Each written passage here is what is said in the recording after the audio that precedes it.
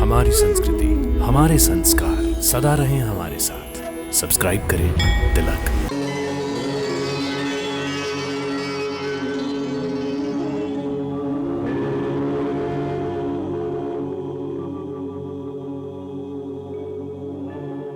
प्रणाम भोलेनाथ।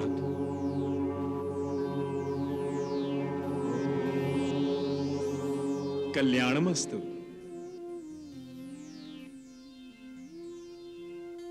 दानवों और देवताओं के प्रतिनिधियों को एक साथ देखकर मन प्रसन्न हो गया।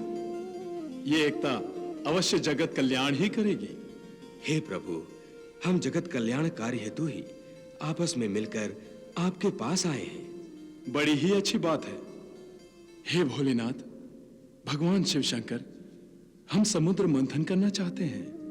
जगत कल्याण हेतु यह शुभ कार्य तो अति शीघ्र ही होना चाहिए। परंतु समुद्र मंथन के शुभारंभ में एक समस्या बाधा डाल रही है प्रभु। भगवान, सृष्टि के इस विशाल, विकराल और भव्य समुद्र को मथने के लिए ना तो हमारे पास मथनी है और ना ही मथनी को घुमाने के लिए इतनी लंबी रस्सी है। समझ में नहीं आता कि हम क्या करें।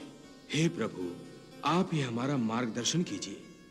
हे देवेंद्र, हिमालय पर्वत की विशाल श्रृंखला में एक विशाल और विकराल मंदार पर्वत है जिसका आकार मथनी जैसा ही है। आप उस पर्वत को मथनी बना सकते हैं। वाह प्रभु वाह, आप धन्य हैं। और हे असुराज बलि, पाताल लोक में नागराज वासुकी वास करते हैं। आप उनकी सेवा को काम में लेकर उनसे रस्सी का काम ले सकते हैं। हे प्रभु, आपका इतना संकेत ही बहुत है। बस आप इतना ही आशीर्वाद दीजिए कि हम मंदार पर्वत और नागराज वासुकी को मना लें और जगत कल्याण के लिए समुद्र मंथन को सफल बना सकें। तथास्तु। मंदराचल की बनी मथानी, वासुकी नाग की नेति बनाई, सागर मंथन में नारायण देवगणों को हुए सहाय।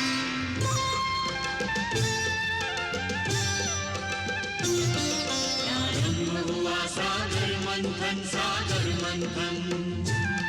प्रारंभ हुआ सागर मंथन, सागर मंथन।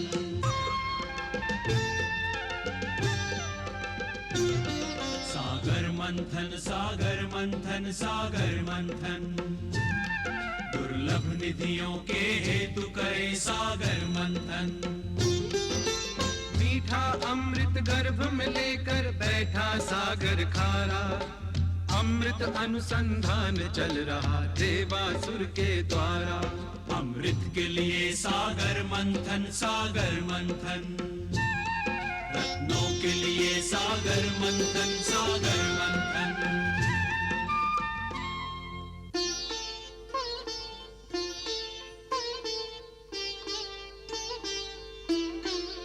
सिंधु अभी मथने को पड़ा है,